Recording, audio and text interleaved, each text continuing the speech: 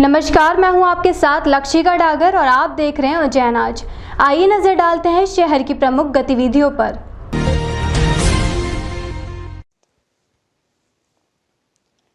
शहर के थाना महाकाल क्षेत्र अंतर्गत पान दरीबा व कुत्ता बावड़ी क्षेत्र के लिस्टेड 2 बदमाशों के विरुद्ध पुलिस व निगम टीम ने बड़ी कार्रवाई की है। पुलिस के चंगुल से फरार बदमाश विजय व निर्मल के अवैध बने मकान को टीम द्वारा ध्वस्त किया गया।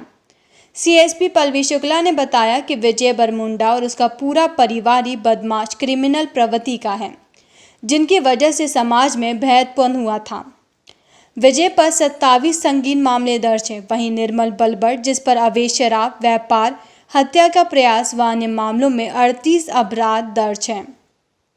सीएसपी पल्लवी शुक्ला ने कहा, गुंडा अभियान के तहत हिस्ट्री शीटर बदमाशों के अवैध बने निर्माण को ध्वस्त करने की कार्रवाई आगे भी जारी रहेगी।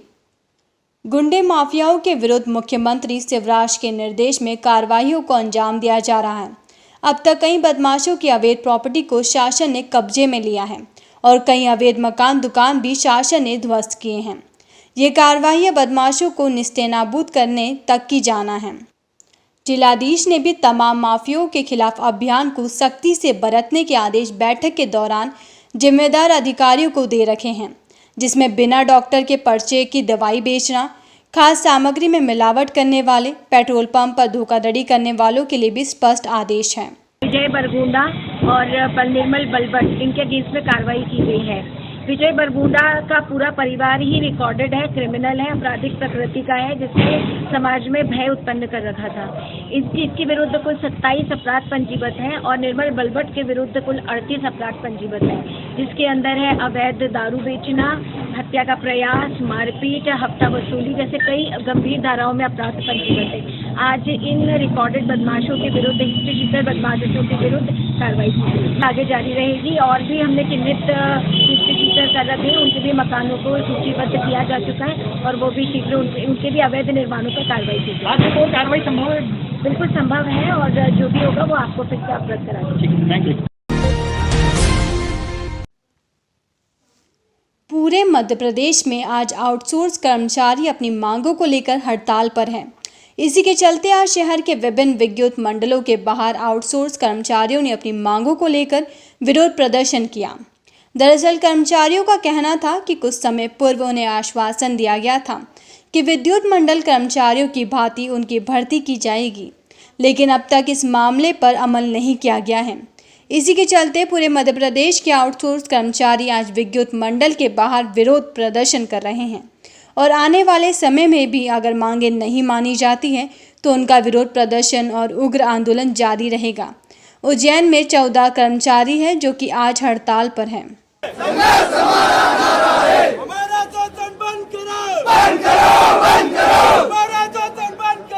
हमारी प्रमुख मांग है कि हम आउटसोर्स कर्मचारियों को बिजली विभाग में सम्मिलित किया जाए, क्योंकि हमने विगत 23 अगस्त को माननीय ऊर्जा मंत्री के साथ शक्ति भवन में बैठक की थी और उसमें उन्होंने हमें 1 माह में बिजली विभाग में सम्मिलित करने के लिए आश्वासन दिया था और उसका 1 माह पूर्ण हो चुका है, जिससे कर्मचारियों में आक्रोश है और अब आउटसोर्स कर्मचारी आंदोलन के लिए आंदोलन थे और अनिश्चितकालीन समय के लिए आंदोलन चलने वाला। हमारी मांगे नहीं मानी जाती तो हमारी रणनीति यही है कि ये जो आंदोलन है अनिश्चितकालीन समय के लिए चलेगा। हम इसके लिए पूरी तरीके से तैयार है, चाहे 2 दिन, 4 दिन, 5 दिन, महीने, 15 दिन, 2 महीने, 4 महीने, 6 महीने तैयारी, पूरी तैयारी से हमने आंदोलन का।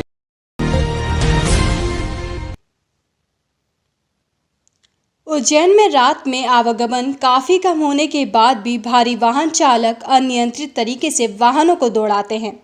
बीती रात 1:30 बजे के लगभग इंदौर गेट तिराहे पर बनी रोटरी से तेज रफ्तार ट्रक टकरा गया, जिसके चलते रोटरी पूरी तरह से क्षतिग्रस्त हो गई। घटनाक्रम के बाद ट्रक चालक मौके से भाग निकला था। विदित हो कि कुछ माह पूर्व दरगाह मंडी चौराहा पर भी ट्रक ने रोटरी को क्षतिग्रस्त कर दिया था। शहर के प्यास बुझाने वाले एकमात्र जल स्रोत गंभीर डैम पहुंच मार्ग की हालत काफ़ी अधिक खराब है।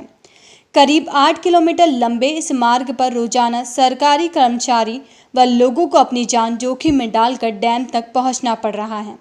सड़क पर काफ़ी बड़े बड़े गड्ढे हो गए जिसमें पानी भरा हुआ है, जिससे यह तय नहीं हो पाता है कि गड्ढा कितना गहरा है। इससे सड़क हादसे का खतरा और अधिक बढ़ गया है। इस मार्ग के दोनों ओर गहराई है, जिससे वाहन पलटने का अंदेशा रहता है। खास बात यह है कि जहां गंभीर डैम का अवलोकन करने के लिए नगरपालिका निगम और प्रशासन के आला अधिकारी आए दिन दौरा करते रहते हैं, बावजूद इसके यहाँ सड़क पर हुए बड़े बड़े गड्ढों की ओर किसी का ध्यान नहीं जा रहा। यदि जल्द इस मार्ग को सुधारा नहीं गया तो कोई बड़ा हादसा हो सकता है।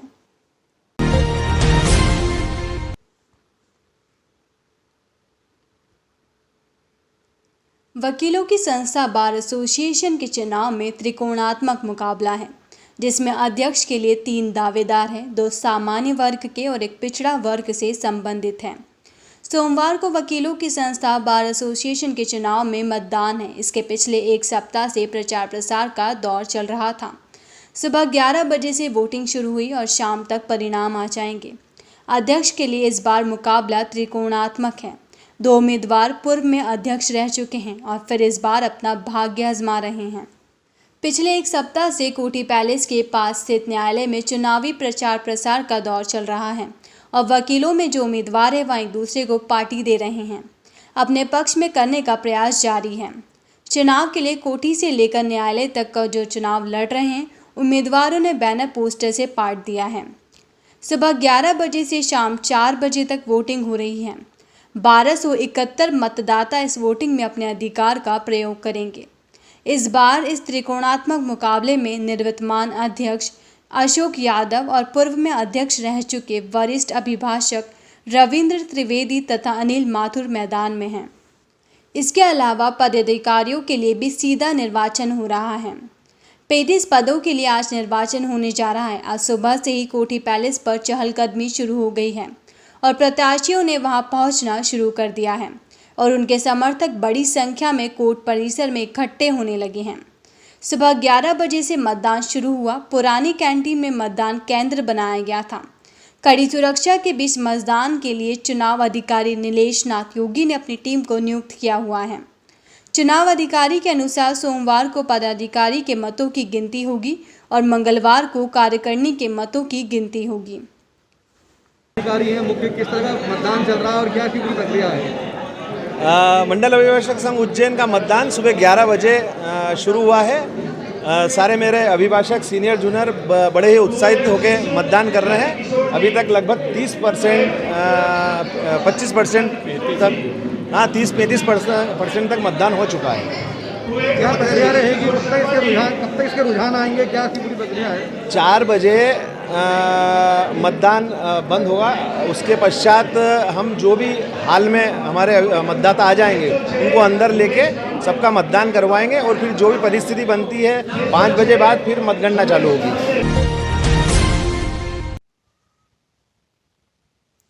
आर्य समाज मार्ग बहादुरगंज स्थित एक निजी स्कूल में योगा कनक श्रृंगार एवं स्पोर्ट्स एसोसिएशन द्वारा बेटी दिवस के शुभ अवसर पर योगा सेंटर की बेटियों को दुपट्टा पहनाकर बेटियों के उज्जवल भविष्य की कामना कर सम्मान किया गया।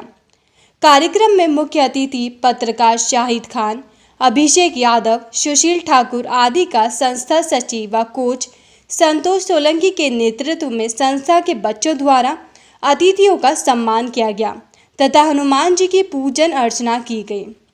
अतिथियों द्वारा बेटियां सपना माली, रिया लोहान, राशि लोहान, नेहा चंद्रावत, अनामिका सोलंकी, खुशी जायसवाल, नायरा चौहान, निमिषा यादव, आर्यन जायसवाल, प्रणय परमार, प्रियांश भारती, अनंत यादव आदि का दुपट्टा व चॉकलेट देकर सम्मान किया गया। जानकारी सपना माली ने दी। आज कनेक्शन का द्वारा बेटी दिवस के शुभ अवसर पर हम सभी का यहाँ पर दुपट्टा देकर सम्मान किया गया और यह सब कार्यक्रम संस्था के सचिवों को संतोष सोलंकी जी के नेतृत्व में किया गया था और इस कार्यक्रम में मुख्य अतिथि हमारे पत्रकार महोदय और कुछ और भी आए थे। उनके द्वारा हमारे बुद्धि भविष्य की कामना करते हुए हमें दुपट्टा पहना का सम्मान किया गया।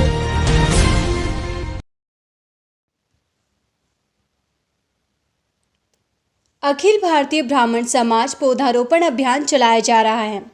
अभियान में 18,000 वे परिवारों द्वारा उज्जैन में पौधारोपण अभियान के अंतर्गत अखिलेश पांडे कुलपति विक्रम विश्वविद्यालय उज्जैन, सत्येंद्र कुमार शुक्ल पुलिस अधीक्षक उज्जैन तथा deputy commissioner GST Shrimati Vinita जय शर्मा, वसुंधरा हरियाली महोत्सव समिति संयोजक खाद्य नियंत्रक उज्जैन मोहन मारू, वन विभाग के डिप्टी रेंजर के पवार, अखिल भारतीय ब्राह्मण समाज राष्ट्रीय अध्यक्ष पंडित सुरेंद्र चतुर्वेदी, फूड ऑफिसर उज्जैन बसंत शर्मा की उपस्थिति में अखिल भारतीय ब्राह्मण समाज नगर उज्जैन तथा महिला इकाई उज्जैन एवं वसुंधरा हरियाली महोत्सव समिति के पदाधिकारी गण नवग्रह शनि मंदिर त्रिवेणी पर 9 त्रिवेणी, पंचवटी, नीम, पीपल, बरगद, बिल्वपत्र, आंवला कुल 45 पौधों के साथ विजय के प्रतीक शमी के 6 पौधे, इस प्रकार कुल 51 पौधे इंदौर रोड स्थित त्रिवेणी शनि मंदिर शिप्रा किनारे परिसर लगाए गए। त्रिवेणी शनि मंदिर पर नवग्रह होने से 9 त्रिवेणी, 9 पंचवटी और शनिवार के दिन इसका ग्रह नक्षत्रों के विशेष महत्व के मद्देनजर पौधारोपण किया गया। इस अवसर पर इस वृहद पौधारोपण अभियान में अभियोजन उपसंचालक साकेत व्यास, पूर्व बार अध्यक्ष द्वारकाधीश चौधरी, संभागीय अध्यक्ष जेपी हरदेनिया, पंडित विनय कुमार ओझा आदि उपस्थित थे। से आप मीडिया के हमारे मित्रों के माध्यम से निवेदन करूँगा कि प्रत्येक व्यक्ति एक वृक्ष जरूर इस कोरोना काल के जो संकट हुआ है ऑक्सीजन का, उससे बचने के लिए एक वृक्ष जरूर लगाएं। मैं इतना निवेदन करूँगा।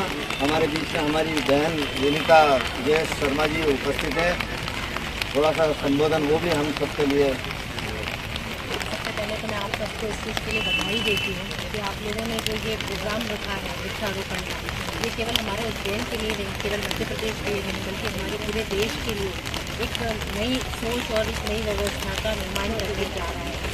और मैं आप सबको इसके लिए पुनः बधाई देती हूँ। आज हमारे बीच कुलपति सर और हमारे एसपी साहब भी पूरा ब्राह्मण समाज आज उपस्थित है। और जैसा कि चतुर्वेदी जी ने कहा, मैं उम्मीद करती हूँ कि सभी लोग ये प्रतिज्ञा लेंगे और हमारा उज्जैन केवल स्वच्छ ही नहीं, हरा भरा में भी।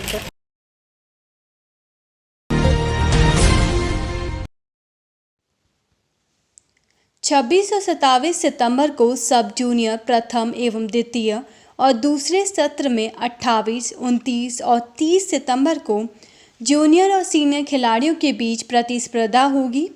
30 सितंबर को चैंपियनशिप का समापन होगा। इस चैंपियनशिप में देश के 28 राज्यों से लगभग 700 खिलाड़ी शामिल होंगे। प्रतियोगिता का आयोजन mallakhamb federation of India, Madhya Pradesh mallakhamb association एवं माधव सेवा न्यास के संयुक्त तत्वाधान में किया जा रहा है।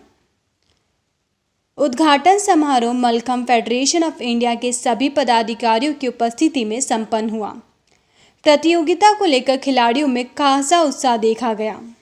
उज्जैन में मलखम्ब की नेशनल चैंपियनशिप का आगाज हुआ। इसमें 28 प्रांतों से 700 से अधिक खिलाड़ियों ने सहभागिता की है। भारतीय मलखम्ब फेडरेशन द्वारा उज्जैन के माधव सेवा न्यास में मलखम्ब की नेशनल चैंपियनशिप का आयोजन किया जा रहा है, जिसका उद्घाटन समारोह संपन्न हुआ। यह प्रतियोगिता 30 सितंबर तक 2 सत्रों में आयोजित की जा रही है। पहले सत्र में 26 एवं 27 सितंबर को सब जूनियर प्रथम और द्वितीय और दूसरे सत्र में 28, 29 और 30 सितंबर को जूनियर और सीनियर खिलाड़ियों के बीच आयोजित की जा रही है। चैंपियनशिप में देश के 28 राज्यों से 700 खिलाड़ी इसमें शामिल हो रहे हैं। चूँकि कोरोना काल की वजह से पिछले साल इस प्रतियोगिता का आयोजन नहीं हो पाया था, तो इस वर्ष खिलाड़ियों में इस प्रतियोगिता को लेकर खास उत्साह देखने को मिल रहा है। प्रतियोगिता का आयोजन mallakhamb federation of India, Madhya Pradesh mallakhamb association एवं माधव सेवा न्यास के संयुक्त तत्वाधान में किया जा रहा है।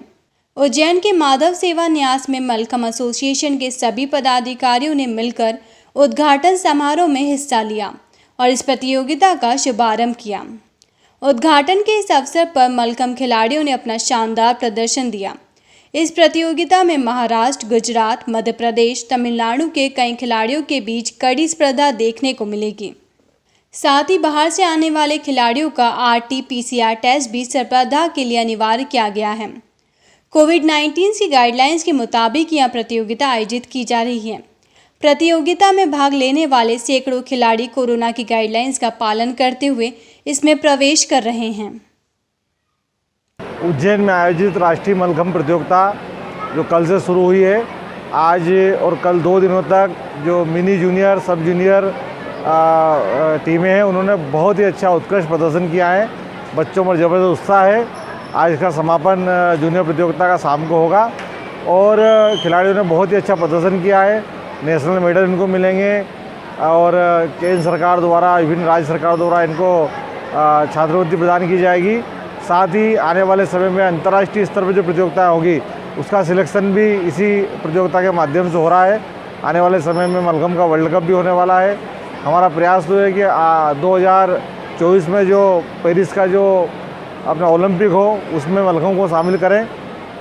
खिलाड़ियों ने बहुत ही अच्छा प्रदर्शन किया है और इनके कैरियर के लिए एक बहुत ही बड़ा और बहुत ही अच्छा अवसर है। उज्जैन में ये प्रतियोगिता आयोजित हुई है। आने वाले समय में प्रयास करेंगे कि इस प्रकार की प्रतियोगिता और मिलती रहें ताकि मलखम्भ का और खिलाड़ियों को हम आगे बढ़ाते रहें। देश के प्रधानमंत्री नरेंद्र मोदी के जन्मदिन को सेवा समर्पण सप्ताह के रूप में मनाया जा रहा है। इसी क्रम में सोमवार को भारतीय जनता पार्टी युवा मोर्चा द्वारा नीलगंगा क्षेत्र स्थित प्रजापत धर्मशाला में रक्तदान शिविर का आयोजन किया गया। जिला अस्पताल के ब्लड बैंक के सहयोग से आयोजित इस शिविर में भाजपा विधायक पारस जैन, भाजपा प्रदेश प्रवक्ता सनवर पटेल, भाजपा प्रदेश कोषाध्यक्ष अनिल जैन कालूखेड़ा व भाजपा नगर अध्यक्ष विवेक जोशी सहित अध्यक्ष व प्रदेश मंत्री अमेय आप्टे, प्रदेश कोषाध्यक्ष जयंत गरुड़, अमेय शर्मा, प्रदीप नायर, विकास खत्री मौजूद रहे। मां सरस्वती के चित्र पर माल्यार्पण कर कैंप की शुरुआत की गई।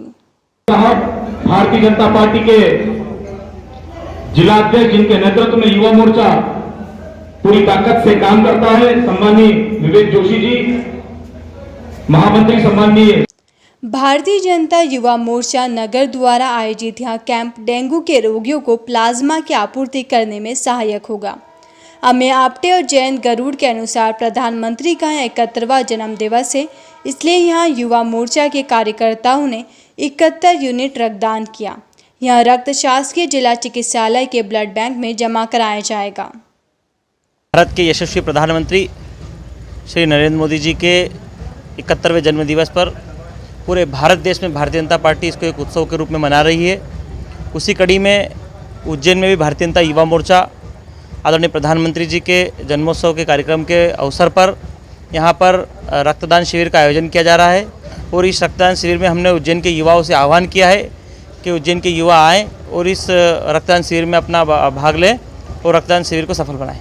प्रदेश में भारतीय जनता युवा मोर्चा ने 27 सितंबर को एक साथ 71वें जन्मदिवस पर 71 यूनिट रक्तदान का संकल्प लिया है। आज उसी तारतम्य में उज्जैन युवा मोर्चा द्वारा भी रक्तदान का शिविर आयोजित किया जा रहा है, जिसमें सभी युवा बढ़ चढ़कर रक्तदान कर रहे हैं और डेंगू जैसी महामारी आज जो उज्जैन में और पूरे प्रदेश में चल रही है उसमें खून की कमी होने के कारण एक अपना सामाजिक दायित्व का निर्वहन भी आज युवा यहाँ पर कर रहा है। इस अंक में फिलहाल इतना ही। अगले अंक में फिर मुलाकात होगी, तब तक के लिए नमस्कार।